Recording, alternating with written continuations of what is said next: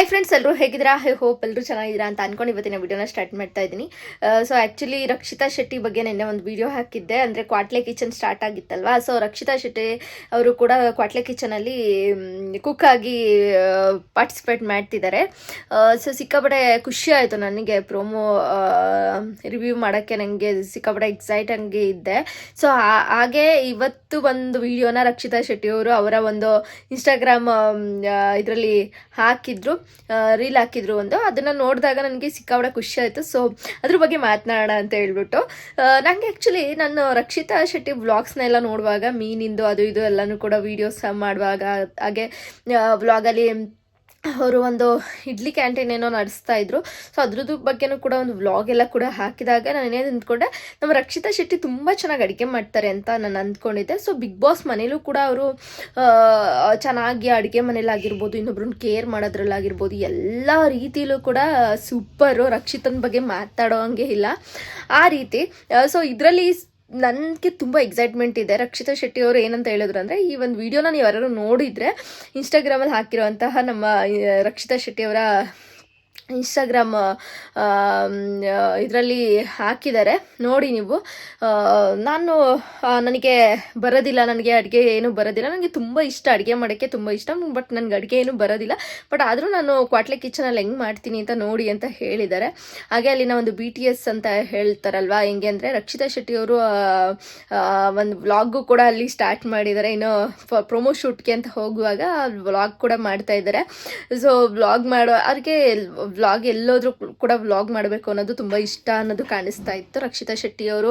ಅದರಿಂದನೇ ಅಲ್ವಾ ಯೂಟ್ಯೂಬಿಂದ ಬಂದು ಒಂದು ಈ ಹಂತಕ್ಕೆ ಬರ್ತಾರೆ ಅಂತ ಅಂದರೆ ನಿಜವಾಗ್ಲೂ ಒಂದು ಯೂಟ್ಯೂಬ್ ಪ್ರತಿಭೆ ಅಂತ ಹೇಳ್ಬೋದು. ಯೂಟ್ಯೂಬ್ ಪ್ರತಿಭೆ ಬಿಗ್ ಬಾಸ್ಗೆ ಹೋಗಿ, ಬಿಗ್ ಬಾಸಿಂದ ಕ್ವಾಟ್ಲೆ ಕಿಚನ್ಗೆ ಹೋಗಿ ನಿಜವಾಗ್ಲೂ ಎಫರ್ಟ್ ಇದ್ದೇ ಇರುತ್ತೆ. ನಮ್ಮ ಯೂಟ್ಯೂಬ್ ಪ್ರತಿಭೆ ಇಲ್ಲಿವರೆಗೂ ಕೂಡ ಬಂದಿರೋವಂಥದ್ದು ಸಿಕ್ಕಾಪಟ್ಟೆ ನನಗಂತೂ ಖುಷಿ ಇದೆ. ಅದರಲ್ಲೂ ನಮ್ಮ ಸಪೋರ್ಟ್ ಇದ್ದೇ ಇರುತ್ತೆ ಯಾವಾಗಲೂ ನಮ್ಮ ರಕ್ಷಿತಾ ಶೆಟ್ಟಿ. ಅದು ಒಂದು ಚಿಕ್ಕ ಏಜಿಗೆ ಇಷ್ಟು ಏನಂತಾರೆ, ಒಂದು ಜನರ ಸಂಪಾದನೆ ಮಾಡೋಂಥದ್ದು ಇದೆಯಲ್ವಾ, ಅದು ನಿಜವಾಗ್ಲೂ ಅದು ತಮಾಷೆ ವಿಷಯನೇ ಅಲ್ಲ. ಮತ್ತು ಅಲ್ಲಿ ಸೂರಜ್ ಒಬ್ಬರು ಹೇಳ್ತಾರೆ, ಸೂರಜ್ ಅವರು ಏನಂತ ಹೇಳ್ತಾರೆ ಅಂತಂದರೆ, ನಾನು ಒಂದು ಕಿಚನಲ್ಲಿ ನಿನ್ನ ಜೊತೆ ಹೇಗಿದ್ದು ಸಾಕಾಯಿತು, ಸೊ ಇನ್ನೊಂದು ಕಿಚನಲ್ಲೂ ಕೂಡ ನಿನ್ನ ಜೊತೆ ಇನ್ನೊಂದು ಕಿಚನ್ಗೂ ಕೂಡ ಕರ್ಕೊಂಬಂದಿದ್ಯಾ ಅಂತ ಹೇಳ್ಬಿಟ್ಟು ಒಂದು ಡೈಲಾಗ್ ಕೂಡ ಹೊಡಿತಾರೆ ಸೂರಜ್ ಅವರು. ಚಂದ ಅವರಿಬ್ಬರು ಕಾಂಬಿನೇಷನ್ ನೋಡೋಕ್ಕೆ ಚಂದ, ಅಣ್ಣ ತಂಗಿ. ಈಗ ಕರಿಬಸಪ್ಪ ಅವರು ಕೂಡ ಕ್ವಾಟ್ಲೆಯಾಗಿ ಅವರು ಇದು ಮಾಡ್ತಾ ಇದ್ದಾರಂತೆ. ನಾನು ಆ್ಯಕ್ಚುಲಿ ಅವ್ರು ಕೆಲವೊಂದು ಫುಡ್ ರಿವ್ಯೂಸ್ನ ನೋಡ್ತಾ ಇದ್ದೆ. ಕರಿಬಸಪ್ಪ ಅವ್ರದ್ದು ಮುದ್ದೆ ಊಟ ಮಾಡೋದಿರ್ಬೋದು, ಡಯಟ್ ಫುಡ್ಸು, ಆ ಥರದ್ದೆಲ್ಲನೂ ಕೂಡ ವೀಡಿಯೋಸ್ ಅವ್ರನ್ನ ನೋಡಿದ್ದೀನಿ ನಾನು ಇನ್ಸ್ಟಾಗ್ರಾಮಲ್ಲಿ. ಅವರ ಒಂದು ಇನ್ಸ್ಟಾಗ್ರಾಮ್ ಏನೋ ಪೋಸ್ಟಲ್ಲಿ ಹಾಕಿದಾಗ. ಬಟ್ ಅವರು ಕ್ವಾಟ್ಲೆ ಕೊಡೋಕ್ಕೆ ಅಂತ ಹೇಳ್ಬಿಟ್ಟು ಇದ್ದಾರಂತೆ. ನನ್ನ ತಂಗಿಗೆ ಕ್ವಾಟ್ಲೆ ಕೊಡ್ತೀನಿ ಅಂತ ಹೇಳ್ಬಿಟ್ಟು ಹೇಳ್ತಾ ಇದ್ದಾರೆ. ನಮ್ಮ ರಕ್ಷಿತಂಗೆ ಕ್ವಾಟ್ಲೆ ಕೊಡೋಕ್ಕೆ ರೆಡಿ ಇದ್ದೀನಿ ಅಂತ ಹೇಳ್ಬಿಟ್ಟು ನಮ್ಮ ಕರಿಬಸಪ್ಪ ಅವರು ಕೂಡ ಹೇಳಿದ್ರು. ಮತ್ತು ಕಾವ್ಯಶ್ರೀ ಅವ್ರ ಬಗ್ಗೆ, ಕಾವ್ಯಶ್ರೀ ಜೊತೆನೂ ಕೂಡ ರಕ್ಷಿತಾ ತುಂಬ ಚೆನ್ನಾಗಿ ಮಿಂಗಲ್ ಆಗ್ತಾಳೆ ಎಲ್ಲರ ಜೊತೆನೂ. ಅವಳು ಇಂಥವ್ರ ಜೊತೆ ಮಿಂಗಲ್ ಆಗಲ್ಲ ಅಂತಾನೆ ಏನಿಲ್ಲ, ಆರಾಮಾಗಿ ಪ್ರತಿಯೊಬ್ಬರ ಜೊತೆನೂ ಮಾತಾಡ್ತಿರೋದನ್ನ ನಾನು ನೋಡಿದೆ. ಕಾವ್ಯಶ್ರೀ ಅವ್ರ ಜೊತೆ ಆಗಿರ್ಬೋದು, ಹಾಗೆ ಮೇಘಾ ಅವರ ಜೊತೆ ಆಗಿರ್ಬೋದು, ಹಾಗೆ ಸೂರಜ್ ಅವ್ರ ಜೊತೆ ಆಗಿರ್ಬೋದು, ಮತ್ತು ನಮ್ಮ ಕರಿಬಸಪ್ಪ ಅವ್ರ ಜೊತೆ ಆಗಿರ್ಬೋದು, ಆಲ್ಮೋಸ್ಟ್ ಎಲ್ಲರ ಜೊತೆನೂ ಕೂಡ ಬೇಗ ಮಿಂಗಲ್ ಆಗಿಬಿಡ್ತಾರೆ ನಮ್ಮ ರಕ್ಷಿತಾ ಶೆಟ್ಟಿ. ಅವ್ರಿಗೆ ಭೇದ ಭಾವ ಅಂತ ಅನ್ನೋದಿಲ್ಲ. ಮತ್ತು ತಾನು ಏನೋ ದೊಡ್ಡ ಸಾಧನೆ ಮಾಡಿದ್ದೀನಿ ಅನ್ನೋ ಒಂದು ಅಹಂ ಬರುತ್ತೆ ಕೆಲವರಿಗೆ. ಏನು ಗೊತ್ತಾ, ಒಂದು ಬಿಗ್ ಬಾಸ್ಗೆ ಏನಾದ್ರು ಹೋಗಿ ಬಂದರೆ ಆ ಥರ ಒಂದು ಅಹಂ ಏನು ಆ ರೀತಿ ಕಾಣಿಸೋದಿಲ್ಲ. ಅವರ ಒಂದು ಮುಗ್ಧತೆ ಮತ್ತು ಆ ಹುಡುಗಿ ಎಲ್ಲರ ಹತ್ರನೂ ಕೂಡ ಒಂದು ಭಾವಣಿಕೆ ಇದೆಯಲ್ವ, ಒಂದು ಒಳ್ಳೆ ರೀತಿಯ ಕಾನ್ವರ್ಜೇಷನ್ನು.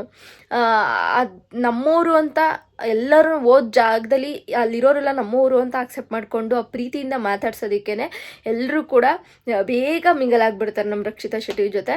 ಸೊ ಕ್ವಾಟ್ಲೆ ಕಿಚನ್ ಒಂದು BTS ವಿಡಿಯೋನ ಯಾರೆಲ್ಲ ನೋಡಿದ್ರಿ ರಕ್ಷಿತಾ ಶೆಟ್ಟಿ ಅವರ ಇನ್ಸ್ಟಾಗ್ರಾಮ್ ಇದರಲ್ಲಿ, ದಯವಿಟ್ಟು ಕಾಮೆಂಟ್ ಬಾಕ್ಸಲ್ಲಿ ಕಾಮೆಂಟ್ ಮಾಡಿ. ಸಿಕ್ಕಾಪಟ್ಟೆ ಚೆನ್ನಾಗಿ ವ್ಲಾಗಿಂಗ್ ಮಾಡೋಕ್ಕೂ ಕೂಡ ಖುಷಿಯಿಂದ ಫುಲ್ ಎನರ್ಜೆಟಿಕ್ ಆಗಿ ವ್ಲಾಗಿಂಗ್ ಮಾಡ್ತಾಯಿದ್ರು. ಸೊ ಅವರು ಅಲ್ಲಿದ್ದವರು ಮೇಕಪ್ ಶೂಟ್ ಮಾಡೋಕ್ಕೆ ಟೈಮ್ ಆಗುತ್ತೆ, ಬರೀ ಈ ಥರ ವ್ಲಾಗಿಂಗ್ ಮಾಡ್ಕೊಂಡು ಕೂತ್ಕೊಂಡ್ರೆ ಆಗಲ್ಲ, ಶೂಟ್ ಮಾಡ್ದಂಗೆ ನಾವು ಅಂತ ಹೇಳ್ತಾ ಇದ್ದಾರೆ. ಬಟ್ ಆದರೂ ಕೂಡ ಕೆಲವೊಂದನ್ನ ಶೂಟ್ ಮಾಡ್ತಾನೆ ಇದ್ದಾರೆ. ನಮಗೆ ಅವ್ರ ಮಾತು ಕೇಳೋಕ್ಕೆ ಸಿಕ್ಕಾಪಟ್ಟೆ ಇಷ್ಟ. ನಿಜವಾಗ್ಲೂ ರಕ್ಷಿತಾ ಶೆಟ್ಟಿ ಆ ಒಂದು ಮುಗ್ಧತೆ, ಕಾಮಿಡಿ, ಪಟಾಕಿ ರಕ್ಷಿತಂತರ ಪಟಾಕಿ ಸಿಡಿದ ಥರ ಮಾತಾಡೋಂಥದ್ದು ಇರ್ಬೋದು. ಹಾಗೆ ಆ ಒಂದು ಮುಗ್ಧತೆಯಿಂದ ಆ ಒಂದು ಮಾತುಗಳು ಸಿಕ್ಕಾಪಟ್ಟೆ ಜನಕ್ಕೆ ಬಿಗ್ ಬಾಸಲ್ಲಿ ಇಷ್ಟ ಆಯಿತು. ಸೊ ಅದೇ ರೀತಿಯಲ್ಲಿ ಪಟಾಕಿ ರಕ್ಷಿತ ಇನ್ನು ಕ್ವಾಟ್ಲೆ ಕಿಚನಿಗೆ ಎಂಟ್ರಿ ಕೊಟ್ಟರು ಅಂತಂದರೆ ನೆಕ್ಸ್ಟ್ ಬರೋದೇ ಅಲ್ಲಿನ ಒಂದು ಮಾತುಗಳು, ಮೀಮ್ಸ್ಗಳು ಮತ್ತು ಸಿಕ್ಕಾಪಟ್ಟೆ ರೀಲ್ಸ್ಗಳು ಕ್ರಿಯೇಟ್ ಆಗೇ ಆಗುತ್ತೆ. ಅವರ ಒಂದು ವಾಯ್ಸ್ಗೆ ಸಿಕ್ಕಾಪಟ್ಟೆ ರೀಲ್ಸ್ಗಳು ಕ್ರಿಯೇಟ್ ಆಗುತ್ತೆ. ಅವರ ಒಂದು ಮಾತು ಏನು ಒಂದು ಹೇಳಿದ್ರಲ್ವ, ಹಂಗೆ ಇದನ್ನು ಹಾಕಿ ಎಣ್ಣೆ ಹಾಕಿ ಮಾಡಿದ್ರಿ ಅನ್ನೋದು ಒಂದನ್ನ ಎಷ್ಟು ಫೇಮಸ್ ಆಯ್ತಲ್ವ. ಆದರೂ ಆ ಒಂದು ವಿಡಿಯೋಗೆ ಎಷ್ಟು ಜನ ರೀಲ್ಸ್ ಕ್ರಿಯೇಟ್ ಮಾಡಿಲ್ಲ. ಸೊ ರಕ್ಷಿತಾ ಅವರ ಒಂದು ಇನ್ಸ್ಟಾಗ್ರಾಮ್ ಓಪನ್ನ ಮಾಡಿ ನೋಡಿ, ಇವತ್ತಿನ ಒಂದು BTS ಏನೋ ಕ್ವಾಟ್ಲೆ ಕಿಚನ್ BTSನ ಹಾಕಿದ್ದಾರೆ. ನಾನಂತೂ ಸಿಕ್ಕಾಪಟ್ಟೆ ಅವ್ರ ವಾಯ್ಸ್ ಕೇಳೋಕ್ಕೆ ಇಷ್ಟಪಡ್ತೀನಿ. ಸೊ ಇನ್ನು ಮುಂದೆ ಕ್ವಾಟ್ಲೆ ಕಿಚನ್ನ ಪ್ರತಿಯೊಂದು ಪ್ರೊಮೋನ ಬಗ್ಗೆನೂ ವೀಡಿಯೋ ಮಾಡಬೇಕು ಗೈಸ್. ಅಷ್ಟು ಇಂಟ್ರೆಸ್ಟಿಂಗ್ ಆಗಿದೆ. ನಮ್ಮ ರಕ್ಷಿತಾ ಶೆಟ್ಟಿ ಹೋಗ್ತಾ ಇದ್ದಾರೆ, ನನಗೆ ಅದು ಖುಷಿ ಇದೆ. ಮತ್ತು ನೆಕ್ಸ್ಟ್ ನನ್ನ ರೀಲ್ಸ್ ಬಗ್ಗೆ ಮಾತಾಡಿ ಮೇಡಮ್. ರಕ್ಷಿತಾ ಶೆಟ್ಟಿ ಅವರು ಸಾಕಷ್ಟು ರೀಲ್ಸ್ ಮಾಡಿದ್ದಾರೆ, ಅಂದರೆ ಮಾಳು ಅಣ್ಣನ ಜೊತೆ ಆಗಿರ್ಬೋದು, ರಾಘು ಅವ್ರ ಜೊತೆ ಸಿಕ್ಕಾಪಟ್ಟೆ ರೀಲ್ಸ್ ಮಾಡಿದ್ದಾರೆ. ಅದ್ರ ಬಗ್ಗೆಲ್ಲ ಮಾತಾಡಿ ಮೇಡಮ್ ಅಂತ ಸುಮಾರು ಜನ ಕಮೆಂಟ್ ಮಾಡಿದ್ದೀರಾ. Thank you so much. ನಾನು ಅದ್ರ ಬಗ್ಗೆನೂ ಕೂಡ ನೆಕ್ಸ್ಟ್ ಮಾತಾಡ್ತೀನಿ. ಮತ್ತು ರಕ್ಷಿತಾ ಶೆಟ್ಟಿಗೆ ಆಲ್ ದ ಬೆಸ್ಟ್ ಹೇಳೋಣ. ಯಾರೆಲ್ಲ ರಕ್ಷಿತಾ ಶೆಟ್ಟಿಯ ಒಂದು ಫ್ಯಾನ್ಸ್ಗಳಿದ್ರೆ ದಯವಿಟ್ಟು ನನ್ನ ಚಾನಲ್ಗೆ ಸಬ್ಸ್ಕ್ರೈಬ್ ಮಾಡ್ಕೊಳ್ಳಿ, ಹಾಗೆ ಲೈಕ್ ಮಾಡಿ, ಶೇರ್ ಮಾಡಿ, ಕಮೆಂಟ್ ಮಾಡಿ. ರಕ್ಷಿತಾ ಶೆಟ್ಟಿ ಫ್ಯಾನ್ಸ್ ಯಾರೆಲ್ಲ ಇದ್ದರೆ ದಯವಿಟ್ಟು ಕಮೆಂಟ್ ಬಾಕ್ಸಲ್ಲಿ ಕಮೆಂಟ್ ಮಾಡಿ ಅಂತ ಹೇಳ್ತಾ ನೆಕ್ಸ್ಟ್ ವಿಡಿಯೋದಲ್ಲಿ ಸಿಗ್ತೀನಿ ಗೈಸ್. ಕ್ವಾಟ್ಲೆ ಕಿಚನ್ನ ನೆಕ್ಸ್ಟ್ ಎಪಿಸೋಡ್ ಬಗ್ಗೆ ರಿವ್ಯೂನು ಕೂಡ ಕೊಡ್ತೀನಿ. ಇದು BTS ಬಗ್ಗೆ ನಮ್ಮ ರಕ್ಷಿತಾ ಶೆಟ್ಟಿ ಅವರು ರಕ್ಷಿತಾ ಶೆಟ್ಟಿ ಬಗ್ಗೆ ಸುಮಾರು ದಿನ ಆಯಿತು ಮಾತಾಡಿರಲಿಲ್ಲ. ಮಾತಾಡಿ ಮೇಡಮ್ ಅಂತ ಹೇಳಿದ್ದಕ್ಕೆ ಇವತ್ತಿನ ವಿಡಿಯೋ ಹಾಕಿದ್ದೀನಿ ಸ್ನೇಹಿತರೆ. ಬಾಯ್, ಮತ್ತೊಂದು ವಿಡಿಯೋ ಜೊತೆ ಸಿಗ್ತೀನಿ. Love you.